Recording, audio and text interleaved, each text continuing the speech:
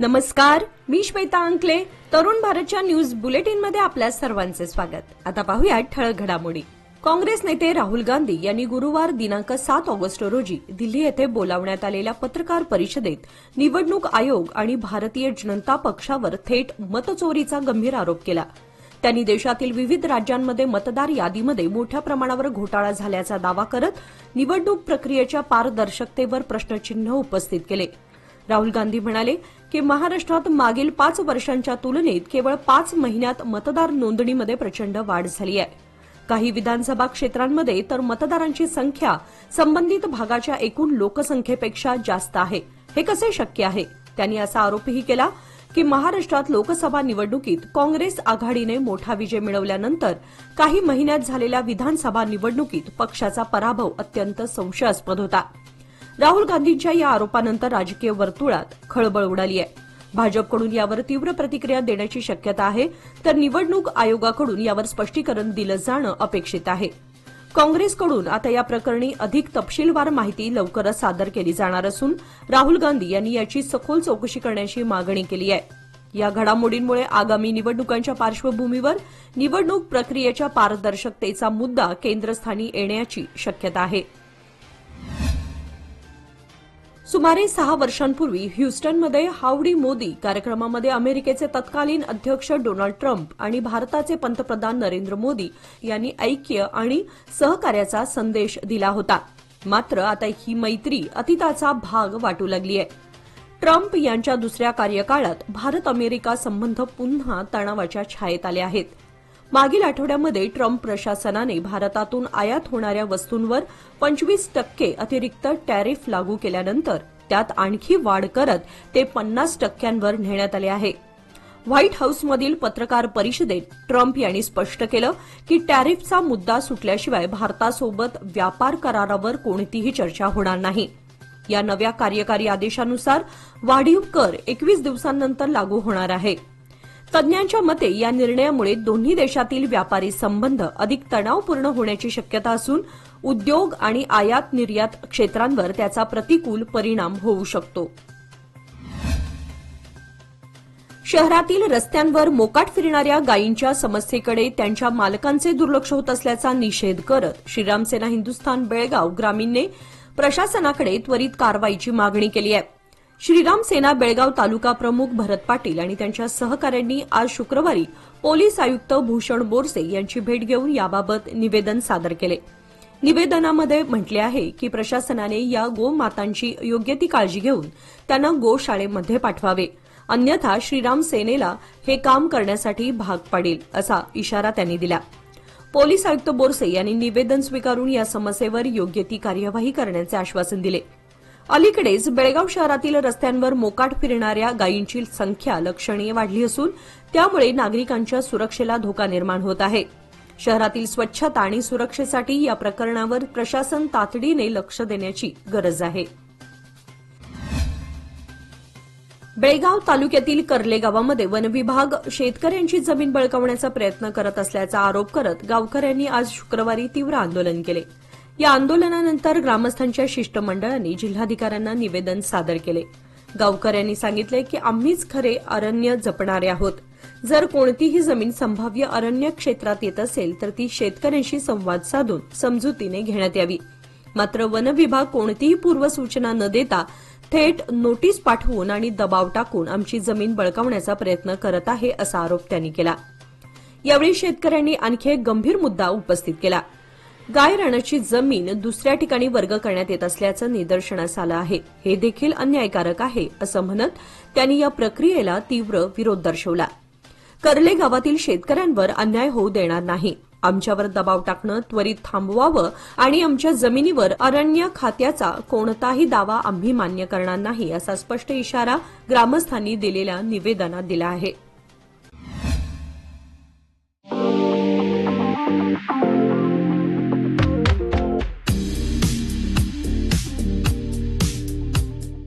Shravan मासानिमित्त DK Herekar jewellers सादर करीत आहेत अनोखी आणि अविस्मरणीय अशी खास ऑफर. 10,000 किमतीचे चांदीचे दागिने खरेदी करा आणि मिळवा विनामूल्य 0.100 मिलीग्रॅम सोन्याचे नाणे अगदी मोफत. नियम व अटी लागू. या सुवर्णसंधीचा लाभ घेण्यासाठी आजच संपर्क साधा. पत्ता डीके हेरेकर ज्वेलर्स, श्री विठ्ठल भवन, संयुक्त महाराष्ट्र चौकाजवळ, खडे बाजार, बेळगाव. तसेच तेली पाटील गल्ली, शहापूर, बेळगाव.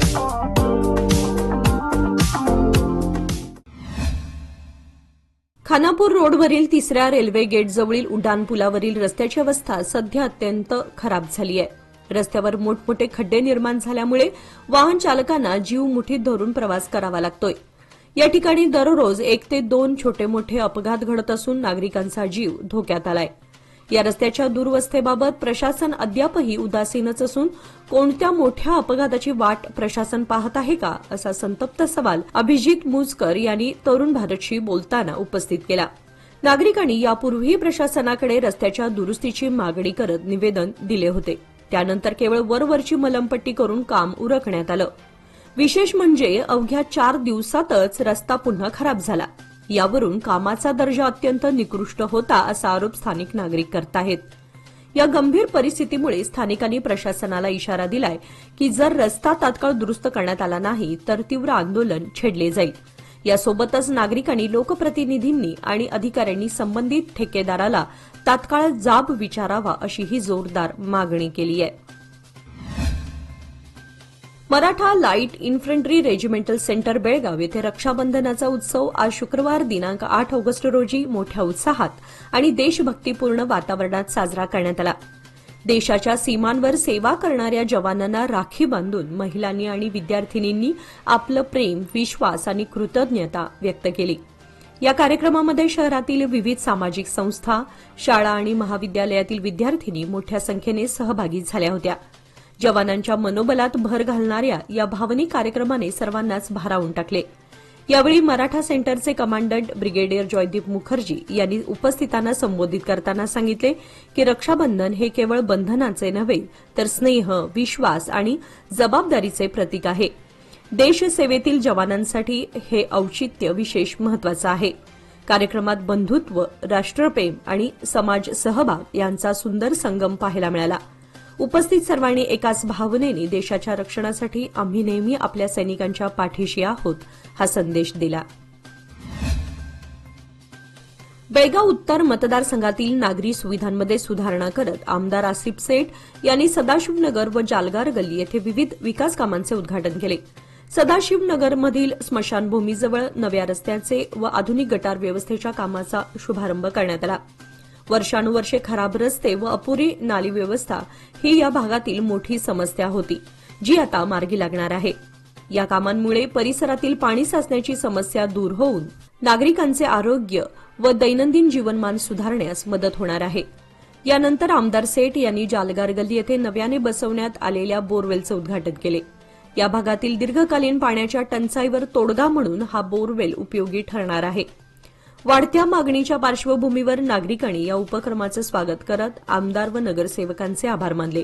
यावेळी बोलताना आमदार सेठ म्हणाले की प्रत्येक क्षेत्राच्या गरजा लक्षात घेऊन आम्ही रस्ते, पाणी, गटार आणि स्वच्छता यावर प्राधान्याने काम करत आहोत. जनतेचा विश्वास टिकवण्यासाठी थेट परिणामकारक कामे हाच आमचा उद्देश आहे. आज शुक्रवार दिनांक 8 ऑगस्ट रोजी सकाळी बेळगावहून राकसकोप गावच्या दिशेने जात असलेल्या परिवहन बसचा उचगाव क्रॉसजवळ अपघात झाला. बस चालकाचं वाहनावरील नियंत्रण सुटल्यानं बस थेट रस्त्यालगत असलेल्या झाडावर आदळली.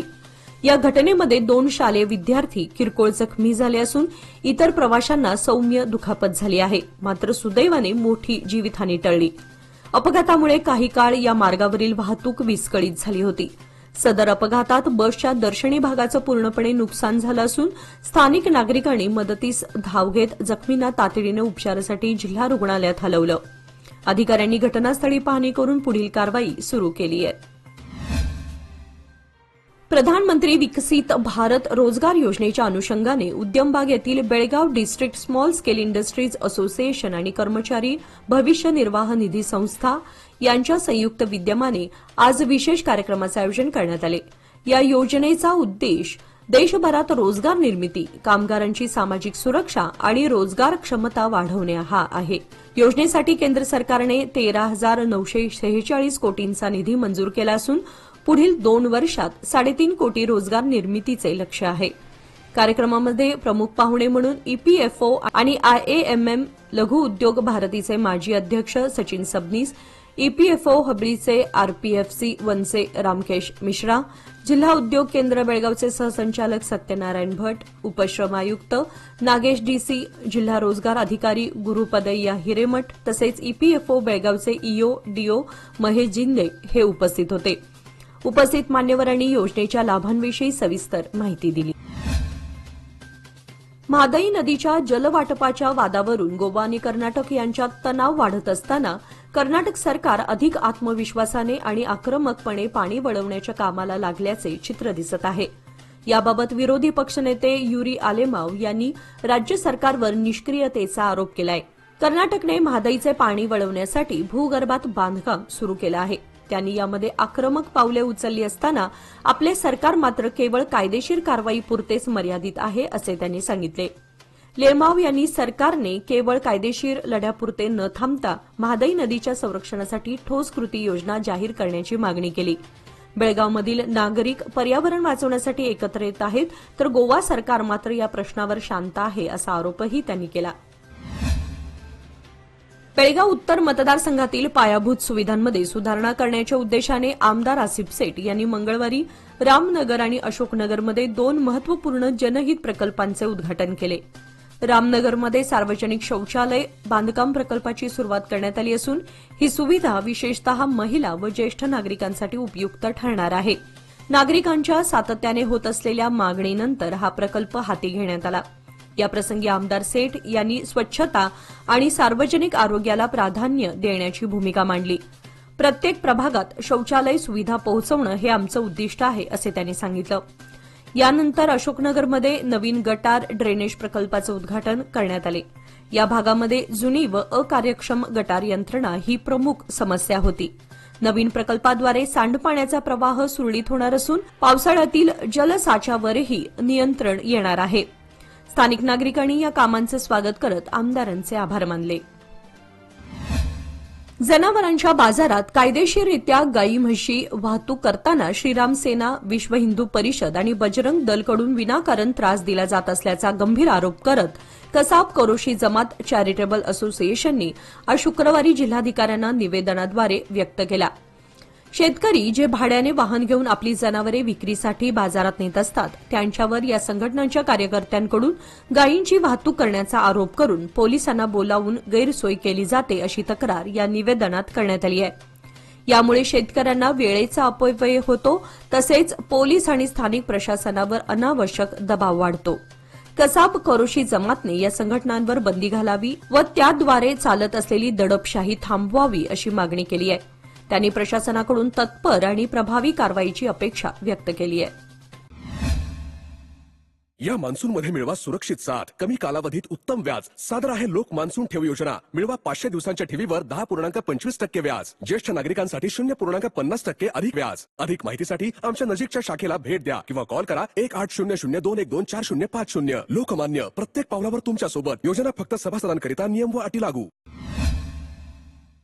महाराष्ट्र एकीकरण युवा समिती सीमाभागचे अध्यक्ष शुभम शेळके यांना माळ मारुती पोलीस निरीक्षकांच्या तक्रारीवरून बेळगाव कायदा व सुव्यवस्था विभागाचे पोलीस उपायुक्तांनी हद्दपारीची नोटीस बजावली होती. सदर नोटीसीची सुनावणी न्याय दंडाधिकारी आणि नव्याने रुजू झालेले कायदा व सुव्यवस्थेचे पोलीस उपायुक्त नारायण भरमणी यांच्यासमोर आज 8 ऑगस्ट रोजी पार पडली. सुनावणी दरम्यान न्याय दंडाधिकाऱ्यांनी शुभम शेळके आणि माळ मारुती पोलीस स्थानकाचे निरीक्षक यांना हजर राहण्यास सांगितले होते. यावेळी शुभम शेळके यांनी आपले वकील महेश बिरजे यांच्या माध्यमातून आपली बाजू मांडली. मात्र माळ मारुती पोलीस स्थानकाचे निरीक्षक अनुपस्थित राहिल्यामुळे सुनावणी पुढे ढकलण्यात आली. सुनावणी दरम्यान समितीचे कार्याध्यक्ष धनंजय पाटील, सरचिटणीस मनोहर हुंद्रे, नेते महादेव पाटील तसेच वकील वैभव कुटरे उपस्थित होते. खानापूर रोडवरील फाउंड्री क्लस्टरजवळ रस्त्यावर मोठं भगदाड पडल्यानं नागरिक आणि कामगारांच्या सुरक्षिततेचा गंभीर प्रश्न निर्माण झालाय. दररोज हजारो वाहने या मार्गावरून ये जा करतात. त्यामुळे हा रस्ता अत्यंत धोकादायक बनला असून प्रवाशांना जीव मुठीत धरून प्रवास करावा लागतो. फाउंड्री क्लस्टर हा एक महत्वाचा औद्योगिक परिसर असून येथे मोठ्या प्रमाणावर कामगार कार्यरत आहेत. प्रत्येक दिवशी कामगार या मार्गाचा वापर करतात. विशेषतः रात्रीच्या वेळी या ठिकाणी प्रकाश व्यवस्था अपुरी असल्यानं अपघाताचा धोका आणखी वाढतो. स्थानिक नागरिक व कामगार संघटनांनी प्रशासनाकडे तातडीने लक्ष घालून रस्त्यांची दुरुस्ती करण्याची जोरदार मागणी केली आहे. अन्यथा संभाव्य अपघातांना प्रशासन जबाबदार असेल असा इशाराही यावेळी देण्यात आला. गंगोत्री, यमुनोत्री, बद्रीनाथ आणि केदारनाथ या पवित्र चारधाम यात्रेसाठी गेलेले बेळगाव तसेच शिनोळ येथील 16 तरुण सध्या उत्तराखंडमधील ऋषिकेश येथे सुरक्षित आहेत. मंगळवारी चारधाम परिसरामध्ये जोरदार पर्जन्यवृष्टी झाली. त्यामुळे अनेक भागामध्ये रस्ते आणि पूल वाहून गेले आहेत. अतिवृष्टीमुळे प्रवास ठप्प झाला असून या युवकांचा पुढील प्रवास थांबवण्यात आलाय. हे सर्वजण पावसाच्या पार्श्वभूमीवर ऋषिकेश येथेच थांबले असून स्थानिक प्रशासनाने खबरदारीचा उपाय म्हणून पुढील मार्गावर जाण्यास अद्याप परवानगी दिलेली नाही. कुटुंबियांनी दिलेल्या माहितीनुसार सर्व तरुण सुरक्षित असून परिस्थिती स्थिर होताच त्यांचा पुढील प्रवास सुरू केला जाईल. महाराष्ट्र एकीकरण युवा समितीची आगामी बैठक शनिवार दिनांक 9 ऑगस्ट रोजी सायंकाळी 5 वाजता युवा समिती कार्यालय कावळे संकुल टिळकवाडी बेळगाव येथे आयोजित करण्यात आली आहे. सभेसाठी सर्व पदाधिकारी व कार्यकर्त्यांनी वेळेवर उपस्थित राहण्याचे आवाहन अध्यक्ष अंकुश केसरकर यांनी केले आहे. श्रावण म्हणजे व्रतवैकल्यांचा महिना. मंगळागौरीसह श्रावण शुक्रवारच्या पूजेलाही अनन्यसाधारण महत्व आहे. घरोघरी सुद्धा विविध रंगी आकर्षक फुलांची आरास करून देवी मातेची आराधना व पूजन केले जाते. आज दुसऱ्या श्रावण शुक्रवारी बेळगाव शहरातील विविध मंदिरात महिलांनी सकाळपासूनच देवीची ओटी भरण्यासाठी गर्दी केली होती. यामुळे मंदिर परिसरात भक्तिमय वातावरण निर्माण झाले होते. राज्यातील आशा कार्यकर्त्यांना एप्रिल 2025 पासून किमान 10,000 रुपये मासिक मानधन मिळावे अशी मागणी एआययुटीयूसीच्या राज्य सचिव डी नागलक्ष्मी यांनी केली आहे. या मानधनामध्ये राज्य शासनाचे वेतन आणि केंद्र सरकारच्या प्रोत्साहन धनाचा समावेश असावा असेही त्यांनी स्पष्ट केले. शहरातील आशा कार्यकर्त्यांच्या मानधनामध्ये 2,000 रुपयांनी वाढ करण्यात यावी अशीही एक महत्वाची मागणी पुढे आली आहे. जून-जुलै 2025 मध्ये केंद्राने जाहीर केलेल्या प्रोत्साहन धन वाढीची अंमलबजावणी राज्यात तत्काळ करावी असे त्या म्हणाल्या. अंगणवाडी सेविका व माध्यान्ह आहार कर्मचाऱ्यांप्रमाणे आशा कार्यकर्त्यांनाही सुविधा व हक्क मिळावेत. या सर्व मागण्यांसाठी 12 ते 14 ऑगस्ट दरम्यान राज्यभर निदर्शने करण्यात येणार आहेत. सरकारने मागण्या मान्य न केल्यास आंदोलन अधिक तीव्र करण्यात येईल असा इशाराही त्यांनी दिला. या पत्रकार परिषदेत नागलक्ष्मींसह संघटनेचे इतर पदाधिकारीही उपस्थित होते. जाता जाता तरुण भारत न्यूजच्या दर्शकांना एक आनंदाची बातमी.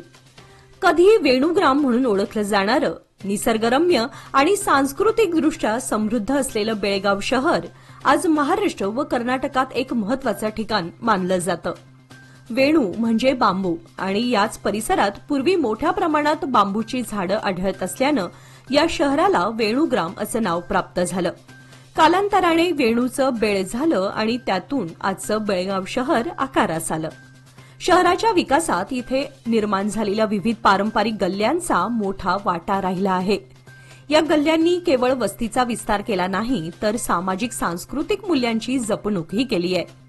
या ऐतिहासिक व सांस्कृतिक वारशाला उजाळा देण्यासाठी माझं वेणुग्राम ही विशेष व्हिडिओ मालिका तरुण भारत न्यूजच्या वतीने सुरू करण्यात येत आहे. या मालिकेतील पहिला भाग चव्हाट गल्लीवर आधारित असून तो उद्या शनिवार दिनांक 9 ऑगस्ट रोजी सकाळी तरुण भारत न्यूजच्या युट्यूब चॅनलवर प्रदर्शित होणार आहे. चव्हाट गल्लीच्या जडणघडणीपासून ते आजवरच्या बदलांचा अभ्यासपूर्ण मागोवा या व्हिडिओतून घेतला जाणार आहे. शहरातील सांस्कृतिक ठेवा जपणाऱ्या या गल्ल्यांच्या कहाण्या तरुण भारतच्या प्रेक्षकांसमोर सादर केल्या जातील. तरुण भारतने दर्शकांना आवाहन केलं आहे की माझं वेणुग्राम या मालिकेचा प्रत्येक भाग आवर्जून पाहावा आणि आपल्या शहराच्या इतिहासाशी अधिक जवळून नातं जोडावं. याचबरोबर आजचे बातमीपत्र इथे संपले. अधिक माहिती आणि ताज्या घडामोडींसाठी पाहत रहा तरुण भारत न्यूज चॅनल. तसेच आमच्या चॅनलला लाईक, शेअर आणि सबस्क्राईब करायला विसरू नका. आणि विश्वासार्ह बातम्यांसाठी दररोज वाचा दैनिक तरुण भारत. धन्यवाद.